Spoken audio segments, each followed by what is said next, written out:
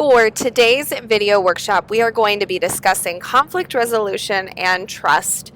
This service is brought to you through the Counseling and Psychological Services Office, CAPS, at the IU Health Center, located on the 4th floor. You can reach us by calling 812-855-5711. As we get ready to dive in, I want to just briefly touch on what you can expect for today. Today's presentation is going to be very, very similar to how any of our live workshops are run. So if you've attended one of those, you know a little bit about what you can expect.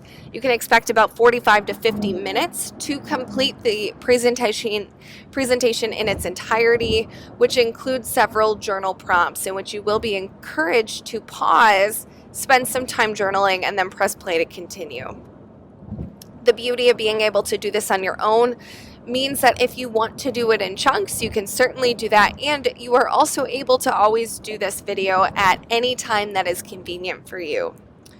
Yes, there are going to be lots of different journal prompts throughout today's presentation, and the reason that we choose to do that is because we find it to be important that we focus on ensuring you have something to take away from this, and that you have an opportunity to really digest the information and question ways to individualize it to yourself and your unique circumstances. So that might be creating additional insight on what's getting in the way or what you're needing to do. Bearing that in mind, I do encourage you to have a pen or a pencil and a piece of paper to write down your responses, or if you prefer to type, you can always type in the notes section of your phone or on a Word document on your computer. We're going to start this presentation off with a journal question, so I want you to answer the following. What types of skills do you use with friends, families, or partners when solving conflict? What types of beliefs do you have related to confrontation? I encourage you to pause for time to record your answers, and when you're ready, you can press play to continue. I find that it's really important, if we're going to discuss conflict resolution, to spend some time really outlining the difference between assertiveness and aggression. As often when I'm speaking with my individual students about this, I notice that most people view confrontation as being the same, as being aggressive, that assertiveness and aggression are the same thing, when in actuality they're very different. And there are ways for us to confront and resolve conflict and engage in conflict safely and more assertively than we can aggressively. So there are some key differences between the two. The first is assertiveness is a direct expression of one's views, thoughts, and feelings of a conflict situation, when aggression, on the opposite end, is typically only the expression of our feelings and needs without the respect for others. Assertiveness is appropriately direct, open, and honest, and it clarifies our needs. Aggression typically employs disrespectful, aggressive, manipulative, possibly abusive tactics to get the point across. Usually we find with assertiveness, like, goals are reached, there's a compromise that's reached, or just the idea of understanding each other happens, and often when individuals are communicating more aggressively, it doesn't usually seem like people are likely to solve that concern, resolve that conflict. Assertiveness ensures that it is always operating from respect from ourselves and for other people, and it's always working to assume the best regarding other people's intentions, not assuming the worst. And aggression, on the opposite hand, typically is making more negative assumptions about someone else and their motives. So we can break this down even further into passive, assertive, and aggressive communication. And I have this chart to illustrate just a bit of the differences, where you can tell what passive, aggressive, or assertive communication looks like and typically sounds like as well. So passive communication usually involves someone prioritizing the needs, wants, and feelings of others over themselves. So sure, you can take my car today even though it's going to horribly inconvenience me. Or sure, I can work this later shift even though that means I'm going to have to cancel the study date that I made. Always putting the needs of others above their own, not feeling comfortable being assertive with what they're needing. Typically, you'll hear Passive communicators being a bit more soft-spoken and quiet, lacking in confidence, no expression of their own needs or wants, and allowing others to take advantage of them, whether conscious or subconscious. Aggressive is the complete other side of the spectrum. So this is someone expressing their needs by bullying and being really disrespectful and ignoring the needs of another person. This is usually done in disrespectful, highly aggressive ways, like yelling or stonewalling or bullying or manipulating or name calling. Usually individuals who are using more aggressive communication frustrate easily, are loud and overbearing. There's an unwillingness to compromise, frequent interruptions, and then the use of lots of domination tactics. And assertive communication is right in the middle. This is emphasizing the importance of both people's needs. So passive focuses on the needs of others, aggressive focuses on the needs of themselves. Assertive is trying to blend the two. Individuals who are engaging in more assertive communication typically know how to listen without interruption, and they are also standing up for themselves. There's a willingness to compromise, the clear statement of their wants and needs, as well as being willing to listen to the wants and needs of another person. Now, you might be looking at this chart thinking, okay, I might fall mostly in the passive category, but I can be assertive about X, Y, and Z. Those are excellent things to start paying attention to, as that can be a good indicator of being able to question, okay, why am I more passive here and more assertive here? Why am I assertive everywhere else but passive or aggressive in these areas? Being able to delve in and start questioning that can be very important for developing our insight. I love this chart. It's taken from one of the website CCI's worksheets, and I think it does an excellent job really breaking down different types of passive, aggressive, and assertive responses.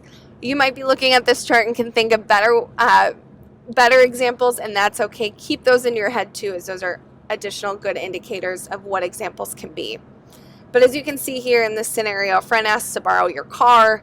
This is a huge inconvenience for you. If you're responding more passively, you might say, yeah, I guess that's fine. Do you need me to fill it? Or, sure, I guess. Or something else that's putting the needs of another person in front of their own. Aggressive would be, no way, why would I let you borrow the car? You're crazy to even ask. Or, seriously, don't you know that I have class? Come on, don't you check my work schedule? Something a lot more aggressive, only considering the needs of themselves. Assertive could be saying, I need my car that day, but I'll have time to drop you off. I need my car that day. I'm not sure I'm going to have time to drop you off. Is there anything that I can help you do to find a ride? Something else like that. So considering the needs of ourselves and considering the needs of another person.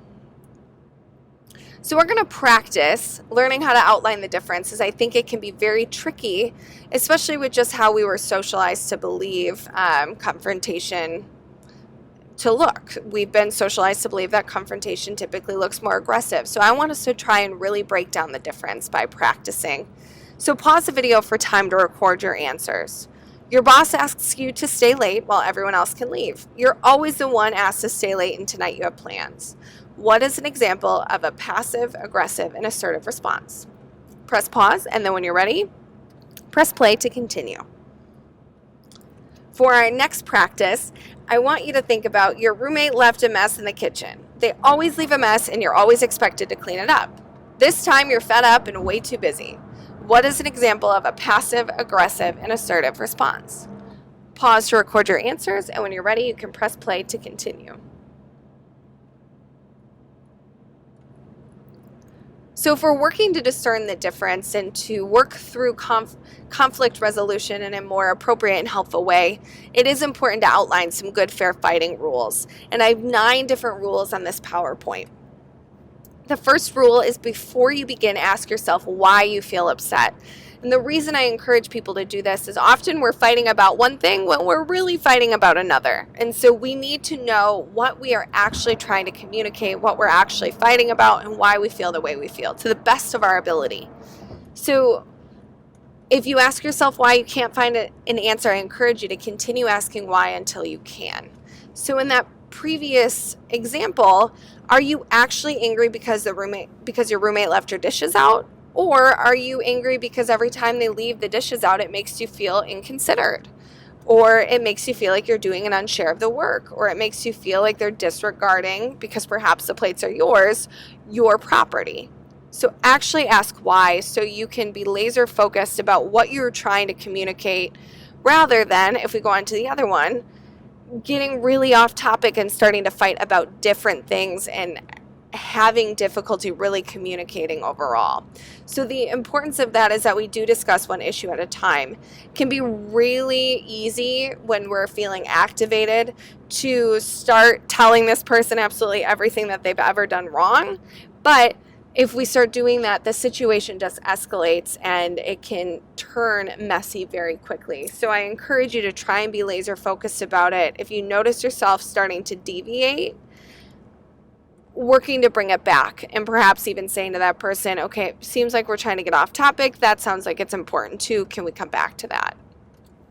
The third is no degrading language. So discuss the issue, not the person. That is my biggest suggestion, biggest piece of advice. Just like fight the issue together, not the other person. So don't offer put down, swearing, name calling.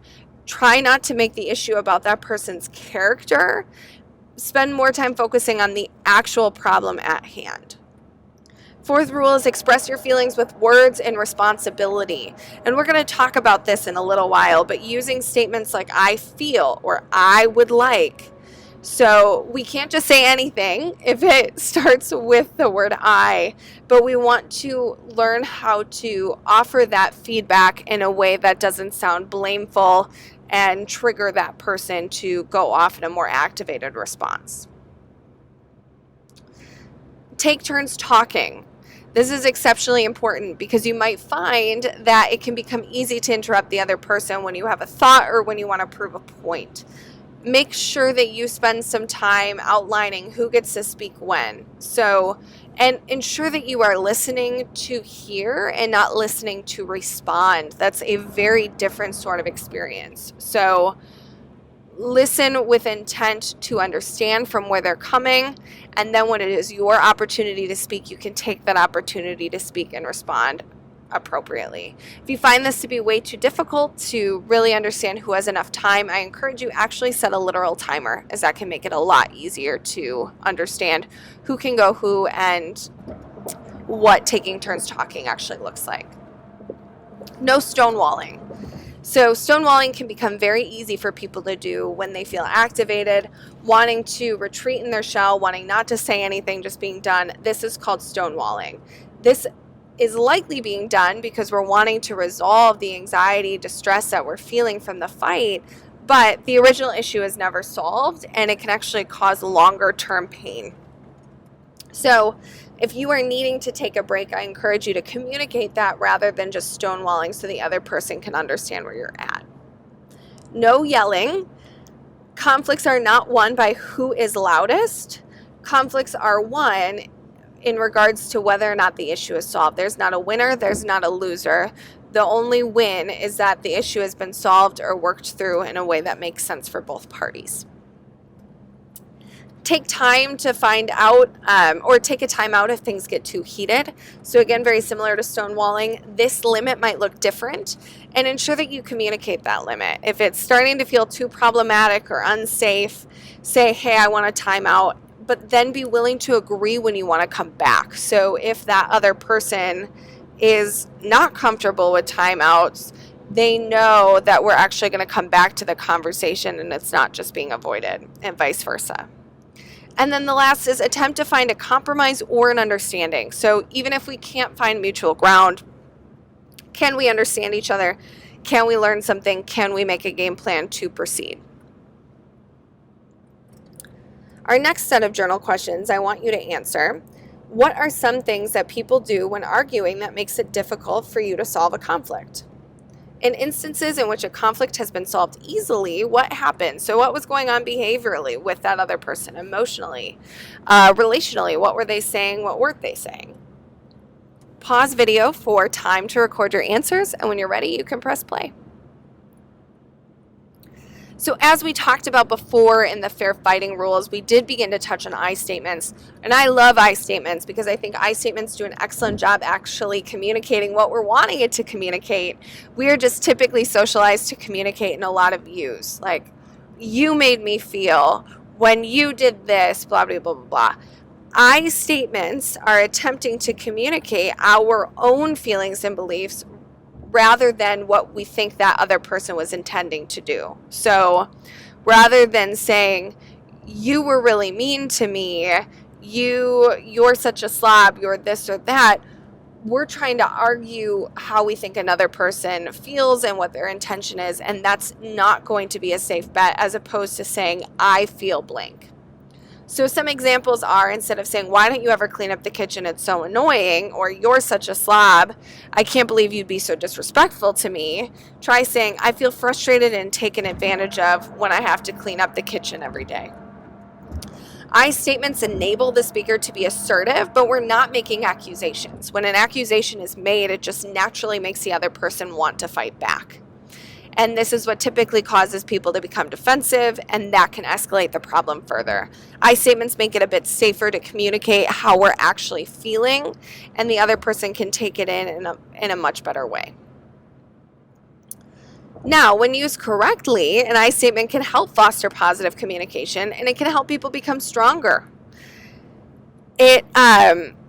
It helps individuals who get stuck in a perpetual cycle of blame when discussing conflict. So it's not taking the blame or ownership on us where we don't need to, and it's not deflecting the ownership on someone else. It's just simply sharing how we feel. So but again, you can't just say anything with an I and expect it to go over well. So I want you to think, what is an example of a not so helpful I statement? I hate when blank, blank, blank, blank, blank. I know blah, blah, blah, blah, blah. I feel like you're a blank. And you could insert lots of different derogatory, unhelpful, disrespectful statements there. Just because it starts with an I doesn't always mean that it is a helpful I statement. So here are some examples. The situation is that your dad wants you to stop calling him rude names whenever he drills you about if you got your homework done. A common response could be, if you call me rude again, I'm going to stop paying for your cell phone bill. I statements include, I feel very sad when I'm called rude names because they hurt my feelings and don't make me feel cared for. Very different. Another is a situation becomes angry when with her sister when she borrows her favorite shirt and returns it with it stained. A common response would be, you ruined my jacket, how could you be so careless? An I statement would be, I am upset that my coat was damaged because I can't afford to replace it. I really appreciate it when things I loan out are cared for. Again, it feels very different. The first one, you ruined my jacket, how could you be so careless? It makes people naturally just want to put their hands up and start fighting verbally with the other person and defending themselves, when an I statement creates a calmer place where you're able to actually discuss the concern and express your feelings in a more helpful, open way. So I like this, again, it's from goodtherapy.org, as just a great representation of what an I statement could look like. So I feel blank because blank, when blank, what I need is blank. So it could be, I feel frustrated because the dishes are always left out. What I need is this.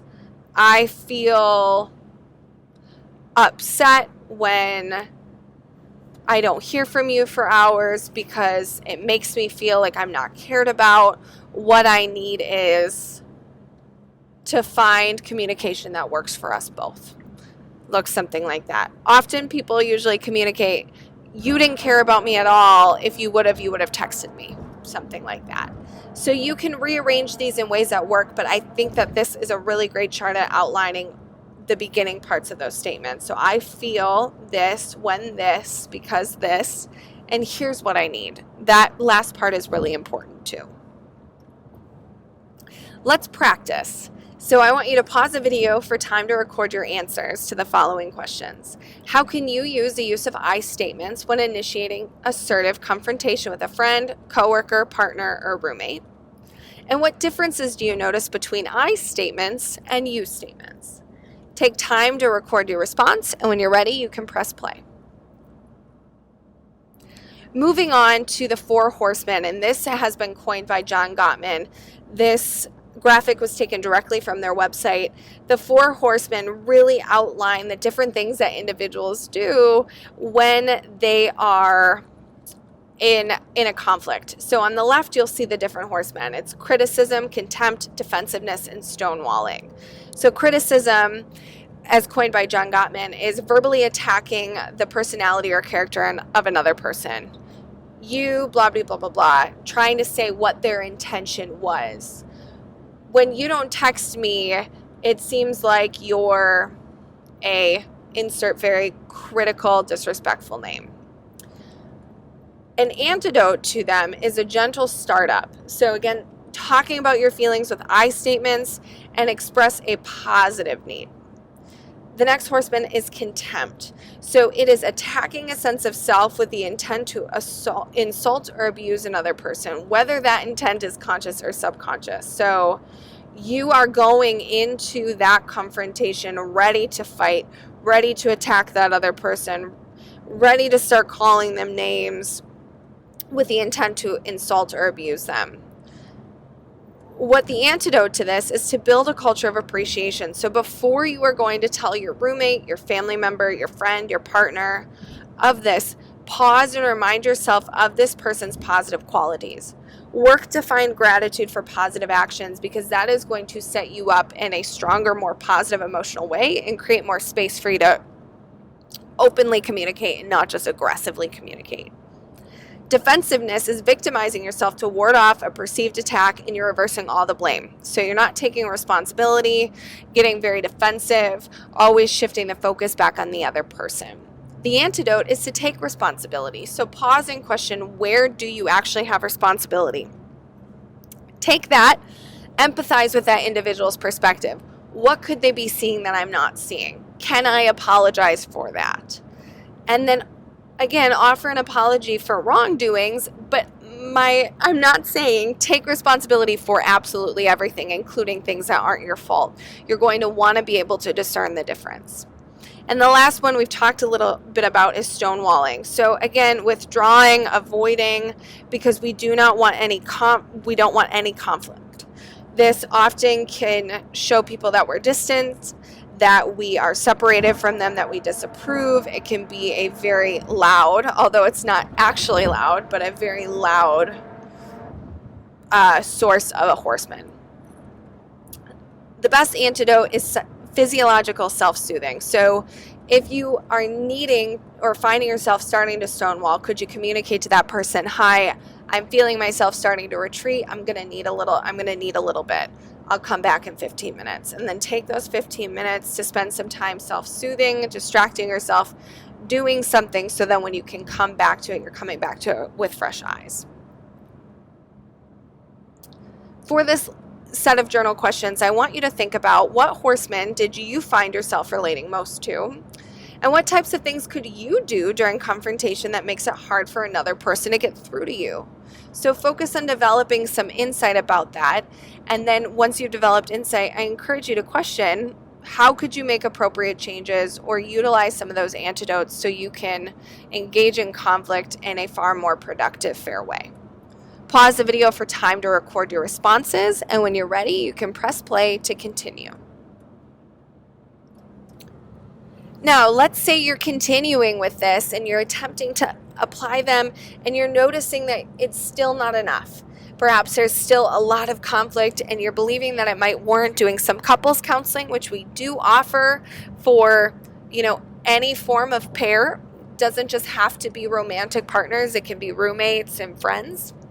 Or you're noticing an increase in other mental health symptoms for you, and you can see a lot of those symptoms and a lot of those changes that would warrant additional services, including any thoughts related to hurting ourselves or another person. So homicide, suicide, or self-harm. Those are all good indicators that coming to the Counseling and Psychological Services office would be a good idea. And we do offer individual, couples, and group counseling. If you are already seeing a provider there and you're looking to make another appointment, you can call by dialing 812-855-5711. If you do not have a provider and you're wanting to schedule an appointment for the first time, you can call that same number and you will get scheduled for a 30-minute session. We find that those 30 minutes can be very effective for students. Sometimes it is everything that they're needing, and sometimes it's the start of what they're needing. But the hope is that we're going to be able to assess what's coming up for you, dive into it a bit further, and leave you going home with some interventions and food for thought and practice. We are always offering after crisis services, so anytime that we are closed, if you need to speak with someone at 2 a.m. on a Saturday, you can call 812-855-5711 and select option 1 to be able to get in contact with one of our crisis counselors.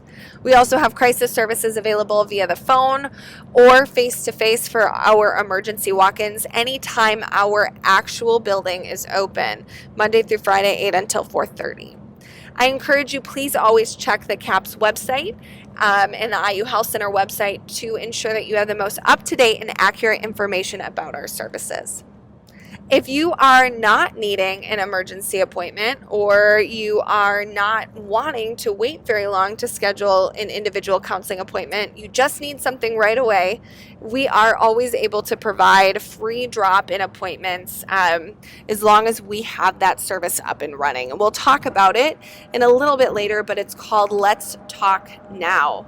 Please note that emergencies are not going to be best served in our Let's Talk Now drop-in appointments, but are always going to be best served at our emergency appointments.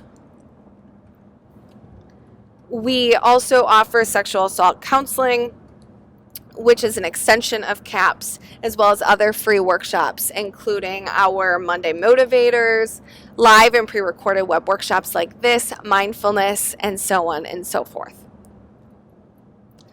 Diving a little bit deeper into our Let's Talk program, this is broken down into 2 different subsets. Our Let's Talk Now are those free and formal drop-in conversations that we can have. They're available to any student. Just look up by going to www.go.iu.edu/let's talk to see where these individuals are located. And you are able to show right up, sit down, talk with a counselor for about 30 minutes about what you're needing. No appointment is necessary. And then you don't have to do anything else. If you choose to come back, you can. Or if you and that counselor decide, hey, additional services might be needed, they can get you in touch with someone. So that can be a great option if it's not an emergency, but you're still not really wanting to wait a week or 2 to get in with a new provider or your provider in general. Let's Keep Talking aims at being able to serve our traditionally underserved students. So we have these services located at various cultural centers on campus.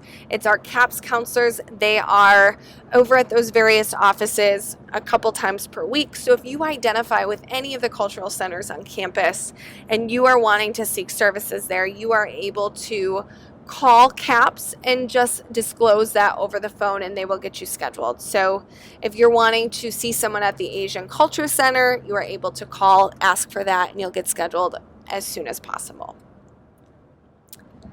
Our sexual assault crisis services are an extension from CAPS. So this focuses on ensuring that we are serving individuals who have experienced anything related to sexual violence and are wanting to make that a part of their therapy journey.